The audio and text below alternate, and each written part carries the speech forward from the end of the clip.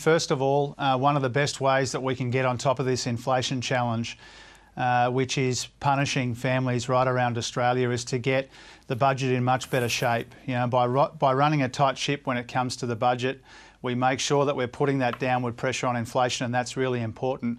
But the other thing is we recognise that people are doing it especially tough, and that's why we're rolling out tens of billions of dollars in cost of living help, and that's designed to put downward pressure on inflation as well. So we do more than recognise the pressures that people are under.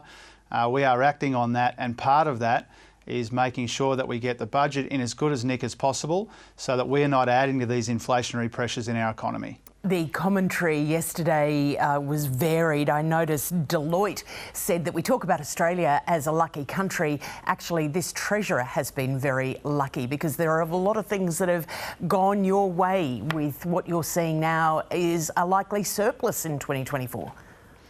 Well, first of all, we're still forecasting a very small deficit for this year, but we are in striking distance of a second surplus. The surplus we delivered last year was the first in 15 years, and that's helping to take some of the pressure off inflation, and that's really important. When it comes to the budget position, we have had a recovery in revenue in the budget, but what really matters is the decisions that you take once you understand that. And what we've been able to do, and I pay tribute to Katie Gallagher and my colleagues, what we've been able to do is we've been able to provide cost of living relief, invest in the future of the country, but also bank almost all of these upward revisions to revenue to get the budget in better shape. And so there are decisions, often difficult decisions, $10 billion of savings, decisions about whether to spend or save, upwards revisions to revenue. Those are difficult decisions. And so I know a lot of the commentators want to pretend that this is all out of our hands, but the government has been deliberately disciplined. We have been responsible economic managers, and as a consequence of that, we have helped engineer an historic turnaround in the budget at the same time as we give cost of living assistance and invest in the future. Yeah, the bracket creep certainly has seen the tax take increase as well. People are going to start arcing up about that.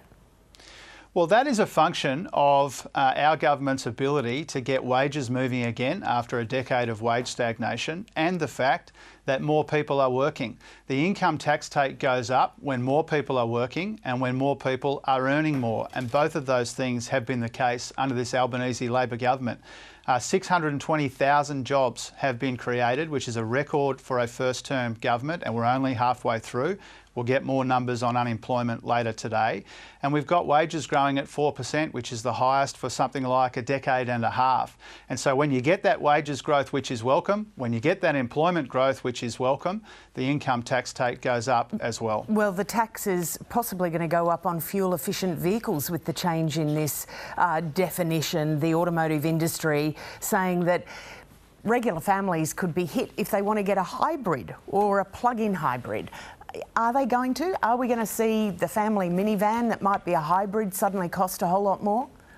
Oh, look, respectfully, I'd say that there's been a bit of an overreaction there. This is a very, very modest change. And what it reflects is the fact that the definition of a low emissions vehicle hasn't changed since 2008, despite all the technological progress that has been made in that 15 years. And so what we've done here is we've modernised the definition of fuel-efficient vehicles. Fuel-efficient vehicles get the higher threshold when it comes to the luxury car tax. This will incentivise more people getting genuinely low emissions vehicles, and that's a good thing. And it makes a very minor difference to the budget, and a minor difference as well to the proportion of people who would be subject to the luxury car tax. But most of all, and I think people would understand this, there's been a lot of change in electric vehicles in the last 15 years, but the definition of a low emissions vehicle hasn't evolved. So we've updated that. That will make a modest, a minor even difference to the way that we tax these kinds of vehicles. Yeah, just on another matter, the story today that the US is requesting an Australian naval vessel, a warship, to head to the Red Sea. Has that request been made? Are we going to oblige?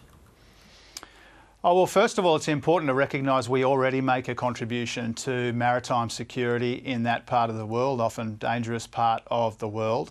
And when we get these kinds of requests from time to time, the usual practice would be for the Defence Minister to consider that, to recommend to colleagues whether we, how we respond to that request. As I understand it, there has been a request made. We'll consider it in the usual way, but we're already making a contribution to maritime security in that part of the world. Simon Birmingham was on the program half an hour ago from Jerusalem, where he's leading a delegation, including members of your own party who were there, but they say it should be the Prime Minister on the ground. Will he go to Israel? Oh, look, it's not for me to, suggest where the Prime Minister goes. He's got obviously a bunch of commitments here and around the world, and he will manage those commitments in the usual way. We've sent a couple of really great colleagues on that delegation, and Josh Burns and Michelle Ananda-Raja. They're good people, and they are part of that bipartisan delegation. Yeah, and Josh Burns, in fact, completely disagrees with the Australian government's decision to support the UN resolution calling for a ceasefire. So is there a split there? Oh, look, I wouldn't see it that way necessarily. The position that we took in the UN and the position that the Prime Minister took in that really important joint statement with the Prime Ministers of Canada and New Zealand was consistent with the position that has been put by Penny Wong and others in recent weeks. We do support an immediate humanitarian ceasefire, and we support the work that goes into a more sustainable ceasefire. And that's been our position for a little while now. We've made that view clear. Penny Wong and others have made that view clear. Jim Chalmers, thanks for your time this morning. Appreciate it, Lisa. All the best. Thanks.